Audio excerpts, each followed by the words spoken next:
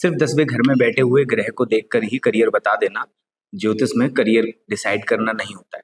बहुत सारे लोग जो यूट्यूब के वीडियोस देखकर और भी चीज़ों को देखकर सिर्फ ये डिसाइड करते हैं कि मेरे 10th हाउस में ये ग्रह बैठा हुआ है, ये इसका कॉम्बिनेशन है, इसका ये प्रोफेशन होता है। सिर्फ इससे डिसाइड कर लेते हैं कि उनका प्रोफेशन किस से रिलेटेड होगा। जैसे कि अगर किसी के 10th हाउस में मंगल बैठा होता है तो लोग सोचते हैं कि वो सिर्फ प्रोफेशन पुलिस से या आर्मी से रिलेटेड ही करेगा, लेकिन मंगल के बहुत सारे प्रोफेशन होते हैं। डिसाइड करता है कि मंगल किस हाउसेस का लॉर्ड होकर किस राशि में 10th हाउस में बैठा है और क्या combination 10th house 10th Lord से बन रहे हैं। ये सारी चीज़ें जब पूरे तरीके से देखी जाती हैं तो समझ में आता है कि हाँ, व्यक्ति का ये पर्टिकुलर प्रोफेशन होगा और उसको फर्दर वेरीफाई करते हैं D9 से, देन D10 से। इन तीनों चीज़ों से जब हम इन सबको डिसाइड करते हैं तब आपको समझ में आता है कि अब हमारे लिए ये प्रोफेशन बेस्ट होना चाहिए। तो आज हम इसी बारे में बात करेंगे, ज्योतिष के कुछ ऐसे सूत्र जिनसे आपको पता पड़ेगा कि क्या प्रोफेशन होना चाहिए। आज हम जो बात करेंगे वो सिर्फ और सिर्फ D1 बेसिस पर बात करेंगे, लग्न कुंडली के बेसिस पर बात करेंगे। आगे इसके और क्या फर्दर मॉडिफिकेशन हो सकते हैं इसके बारे में हम फिर कभी अगले वीडियो में मैं आपसे इसके बारे में चर्चा करूँगा कि जो हमने कॉम्बिनेशन D1 में देखा, क्या वो कॉम्बिनेशन हमें D9 में भी मिल रहा है या D9 में किस तरीके से उसको देखना है और D10 में उसको किस तरीके से देखना है। तो सबसे पहले बात करते हैं किसी भी व्यक्ति का प्रोफेशन देखने के लिए आपको सबसे पहली चीज़ कि उस व्यक्ति का लग्न देखना है, व्यक्ति का लग्न क्या है। देखो, सारी चीज़ें लग्न से डिसाइड इसलिए होती हैं क्योंकि लग्न जो है वो व्यक्ति सेल्फ है, उसकी सोच है, उस सोच के अकॉर्डिंग ही वो बिहेव करता है और वो काम करता है। यदि लग्न में बहुत सारे मैलेफिक प्लैनेट्स होंगे तो ऐसा व्यक्ति जो होगा वो किसी के अंडर काम नहीं करेगा, उसका स्वभाव थोड़ा सा रूड हो सकता है। वहीं अगर लग्न लॉर्ड अच्छे ग्रहों के साथ बैठा है तो वो चीज़ मिक्स मैच हो जाती है कि आप अपनी लाइफ को आगे फर्दर कैसे लेके जा रहे हो। लग्न लॉर्ड की स्थिति अच्छी होना आपकी कुंडली में ये बताती है कि आप आगे उसको किस तरीके से मेंटेन करोगे, आगे उसको किस तरीके से देखोगे, बैलेंस करोगे। तो सबसे पहली चीज लग्न को देखना बहुत जरूरी होता है कि लग्न की स्थिति क्या है, लग्न में कौन सी राशि है और कौन कौन से ग्रह लग्न को देख रहे हैं। इसी को आगे बढ़ाते हुए जब हम प्रोफेशन के लिए जाते हैं तो सारे लोग जब प्रोफेशन का नाम सुनते हैं तो सीधे 10th हाउस को देखते हैं, 10th लॉर्ड को देखते हैं।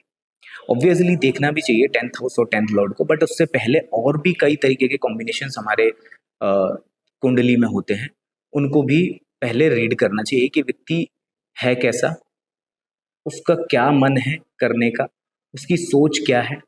तो आज जो मैं बात करूंगा वो मैं आपसे बात करूंगा कि कैसे आप फिगर आउट कर सकते हो कि किसी व्यक्ति का जो प्रोफेशन है वो मेडिकल फील्ड में या मेडिकल फील्ड से रिलेटेड कैसे हो सकता है। इसको देखने के लिए सबसे पहले आपको समझना होगा कि सूर्य जो है वो सभी ग्रहों का राजा है, वही इस धरती पर जीवन को देता है। सूर्य यदि उदय नहीं होगा तो इस धरती पर जीवन उदय नहीं होगा। पेड़ पौधे भी वहीं से भोजन बनाते हैं और वही चीज हमें भी भोजन के रूप में प्रदान होती है। तो सूर्य जो है वो एक ऊर्जा का मेन सोर्स है। उसको जब आप मेडिकल प्रोफेशन को आप देखेंगे तो उसको आप कभी भी उसको इग्नोर नहीं करना चाहिए, क्योंकि सूर्य के ही चारों तरफ सारे 9 ग्रह घूमते हैं, उसी से ऊर्जा लेते हैं। और एस्ट्रोलॉजी जो है ना वो सिर्फ और सिर्फ एनर्जी के बेसिस पर काम करती है। हम कहाँ से एनर्जी ले रहे हैं, कौन सा ग्रह कहाँ से एनर्जी ले रहा है, ये सारी चीज़ों को देखने और समझने से ही समझ में आता है कि क्या इस व्यक्ति के प्रोफेशन में होगा। तो सूर्य को कभी भी इग्नोर नहीं करना चाहिए। जब भी हम मेडिकल प्रोफेशन या कोई भी बड़े उच्च अधिकारी की कुंडली देखेंगे तो सूर्य उसमें आपको प्रोमिनेंट मिलेगा या सूर्य का कोई ना कोई रोल मिलेगा। अब आते हैं कि सूर्य की जो राशि होती है सिंह राशि, वो कालपुरुष कुंडली के 5वें भाव में पड़ती है और पंचम भाव जो होता है वो सॉल्यूशन प्रोवाइड का होता है, वो शिक्षा का होता है, वो आपके पूर्व पुण्य का होता है। तो पांचवा भाव भी बहुत ज़्यादा रोल प्ले करता है आपके मेडिकल प्रोफेशन को देखने के लिए। ऐसे ही और दो राशियां हैं और दो ग्रह हैं जिनको आप देखेंगे। दूसरा ग्रह जो आता है वो मेडिकल फील्ड में देखने के लिए आपको उसको देखना है, वो है मंगल। मंगल जो है एग्रेसिव है, मंगल जो है वो कट का कारक है। जितने भी अच्छे डॉक्टर सर्जन आप देखेंगे उनका उनकी कुंडली में मंगल आपको बहुत प्रोमिनेंट मिलेगा। मार्स जो है वो व्यक्ति को एक अच्छा सर्जन बनाता है। घाव लगना, कट होना, सर्जरी करना, ये सारी चीजें मंगल के कारक तत्व के अंदर आती हैं। अब मंगल की जो राशि होती है वो वृश्चिक राशि होती है। अब वृश्चिक राशि वो कालपुरुष कुंडली के 8वें भाव में आती है और 8th हाउस भी सर्जरी का होता है, ट्रांसफॉर्मेशन का होता है, बदलाव का होता है। जब किसी व्यक्ति का ऑपरेशन होता है या सर्जरी होती है तो उसकी बॉडी के अंदर चेंजेस होते हैं, बदलाव होते हैं। सर्जरी कट लगता है या तो किसी एक्सीडेंट को ट्रीट करते हैं या कोई मेजर सर्जरी को ट्रीट करते हैं। इस तरीके से हम मार्स को मेडिकल प्रोफेशन में देखते हैं और वृश्चिक राशि को मेडिकल प्रोफेशन में देखते हैं। अब तीसरा जो ग्रह आता है वो होता है जुपिटर। देखो, जुपिटर का सही होना वैसे हर कुंडली के लिए बहुत अच्छा माना जाता है क्योंकि जुपिटर जो है वो सत्व ग्रह है। उसके बिना कुंडली के अंदर बहुत सारी अच्छी चीजें नहीं हो पाती। अगर जुपिटर आपकी कुंडली में अच्छा नहीं है या प्रॉब्लमेटिक कंडीशन में है तो आपको देखने में आएगा कि बहुत सारी लाइफ की जो प्रॉब्लम है वो उसमें आपको बहुत ज़्यादा स्ट्रगल फेस करना पड़ रहा है। आपका कोई भी काम इजीली नहीं हो रहा है, आप स्टक हो रहे हैं, आपको कहीं से भी सपोर्ट नहीं मिल रहा है। तो आपको जब आप जुपिटर को देखते हैं तो जुपिटर जो है वो गाइडेंस देता है, ज्ञान का कारक होता है, सलाहकार होता है और जुपिटर आपको विजडम देता है। एक अच्छे डॉक्टर के लिए एक सही विजडम होना बहुत ज़रूरी है क्योंकि आजकल जैसे कि आप देख रहे हैं काफ़ी लोग मेडिकल प्रोफेशन में भी इस तरीके के होते हैं कि जो इनलीगल एक्टिविटीज़ में इन्वॉल्व हो जाते हैं। सभी लोग नहीं होते, कुछ लोग होते हैं, बट यदि उनका जुपिटर अच्छा है, किसी भी व्यक्ति का जुपिटर अच्छा है और भी अदर फैक्टर कंबाइन हो रहे हैं इसमें, तो ऐसा व्यक्ति बहुत अच्छा डॉक्टर बनता है, बहुत अच्छी सलाह लोगों को देता है और बहुत ज़्यादा अच्छा डॉक्टर बन पाता है। इसी में जुपिटर की राशि आती है मीन।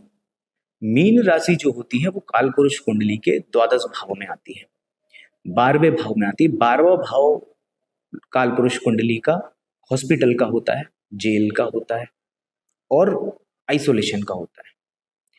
और भी अदर फैक्टर होते हैं इसमें 12वें हाउस में, या और भी जो भी मैंने हाउसेस बताए हैं उनमें भी और अलग अलग फैक्टर्स होते हैं।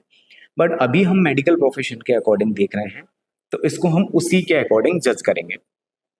जब भी किसी व्यक्ति का जब भी कोई व्यक्ति मेडिकल प्रोफेशन में होता है तो उसका संबंध भी इन्हीं जगहों से होता है, या तो हॉस्पिटल से होता है या कई बार आपने ऐसा भी देखा होगा कि कुछ कुछ डॉक्टर्स जो होते हैं वो इस तरीके के डॉक्टर्स होते हैं जो कोर्ट में जाकर भी कोई एक्सीडेंट या उसका गवाही देना या इस तरीके का काम करते हैं, जो मेडिकल ऑफिसर्स होते हैं, जो बताते हैं कि क्या इंसिडेंट है क्या नहीं है।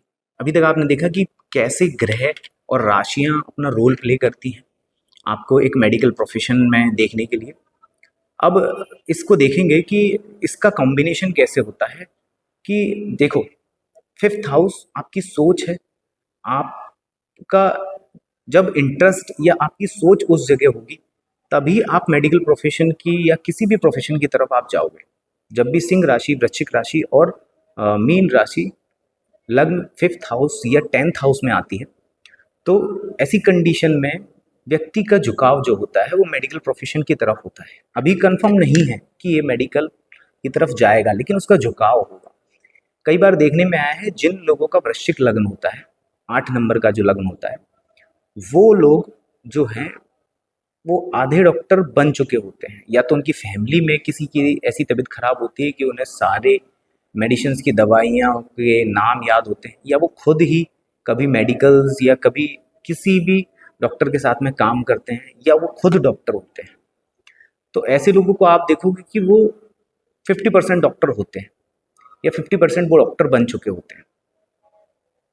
अब इसी को फर्दर आगे आप देखोगे कि जब भी सूर्य का, बृहस्पति का और मंगल का संबंध जो है वो 10th हाउस, 10th लॉर्ड या 5th हाउस, 5th लॉर्ड या लग्न लगने से इस तरीके से बनता है, तो चांसेस होते हैं कि ऐसा व्यक्ति मेडिकल प्रोफेशन में होता है। जैसे कि संबंध 4 तरीके से बनते हैं, या तो प्लैनेट्स खुद वहाँ बैठे हों, या उनका दृष्टि संबंध हो, या उनका राशि परिवर्तन हो, या उनका नक्षत्र परिवर्तन हो। तो इस तरीके से संबंध देखे जाते हैं कि किसी भी व्यक्ति के जो ग्रह हैं उनके ग्रहों के बीच क्या संबंध बन रहे हैं, कैसा कॉम्बिनेशन हो रहा है। क्या सूर्य और मंगल 5th हाउस में बैठे हैं, या जुपिटर और सूर्य 10th हाउस में बैठे हैं, या मंगल और जुपिटर लग्न में बैठे हुए हैं। इस तरीके के जो कॉम्बिनेशंस हैं वो आपको देखने में आएगा कि व्यक्ति को मेडिकल की तरफ झुकाव दे रहा है। इसी के साथ इसमें अगर वृश्चिक राशि, मेष राशि या मीन राशि का भी इन्वॉल्वमेंट आ जाता है, तो ऐसा व्यक्ति जो होता है उसके बहुत ज़्यादा चांसेस होते हैं कि ये व्यक्ति डॉक्टर होगा या मेडिकल प्रोफेशन से जुड़ा होगा। आप भी इसको वेरीफाई कर सकते हैं, देख सकते हैं। मैंने काफ़ी कुंडलियों पर देखा है, मेरे काफ़ी सारे क्लाइंट्स हैं जो डॉक्टर हैं, उन लोगों की कुंडलियों पर मैंने देखा, तो मुझे समझ में आया कि ये जो है मेडिकल का प्रोफेशन कैसे बना, कैसे इसका संबंध मेडिकल से हुआ। तो इसको मैं प्रैक्टिकली आपको 1-2 चार्ट पे करके दिखाता हूँ कि इसको कैसे देखते हैं। तो चलिए चलते हैं। तो इस कुंडली को देखिए, ये जो कुंडली है ये कन्या लग्न की कुंडली है। इसमें लग्न में ही मंगल बैठा हुआ है, और लग्न का मंगल आप देखो कि 5th हाउस के सैटर्न को देख रहा है। यहाँ पर 5th 8th का कॉम्बिनेशन हो रहा है, मतलब अप्रॉक्स प्रॉपर परस्पर दृष्टि नहीं है, लेकिन कॉम्बिनेशन यहाँ पर फिर भी दिख रहा है। पंचम भाव का स्वामी 5th लॉर्ड जो है वो 8th हाउस में बैठा हुआ है, ठीक है, 8th हाउस में बैठा है। यहाँ पर 5th 8th का कॉम्बिनेशन आया, जैसा कि मैंने बताया था उसमें। अब यहाँ पर 10th हाउस को जो है वो सूर्य देख रहा है, सूर्य की दृष्टि आ रही है, ठीक है, और 10th लॉर्ड जो है वो 3rd हाउस में बैठा है वृश्चिक राशि में। तो यहाँ पर क्लियरली ये कॉम्बिनेशन दिखता है। अब देखो सूर्य यहाँ पर देख रहा है, सूर्य खुद, जैसे मैंने बताया कि मेडिकल प्रोफेशन में सूर्य को देखना बहुत इंपॉर्टेंट होता है। जैसे कि सूर्य यहाँ देख रहा है जो 12th हाउस का लॉर्ड है। सैटर्न जो है वो 8th हाउस से बैठ के 10th हाउस को देख रहा है। सैटर्न को मार्स की एस्पेक्ट आ रही है, ठीक है, सैटर्न यहाँ पर नीच भी है लेकिन मार्स की एस्पेक्ट आ रही है। तो ऐसे व्यक्ति का जो झुकाव है वो मेडिकल प्रोफेशन की तरफ होगा, ये बहुत ज़्यादा स्पेसिफिक जाता है। अब यहाँ पर देखो 6th हाउस में बैठा हुआ जुपिटर भी अपनी 5th एस्पेक्ट से 10th हाउस को देख रहा है। तो अगर तीनों कॉम्बिनेशंस, और कितना स्ट्रॉन्ग कॉम्बिनेशंस दिख रहे हैं कि ये व्यक्ति मेडिकल प्रोफेशन में होगा, ठीक है। ऐसे ही दूसरी कुंडली की तरफ चलते हैं। अब देखिए इस कुंडली में जो है मेष लग्न है, और मेष लग्न का स्वामी जो है वो मंगल है।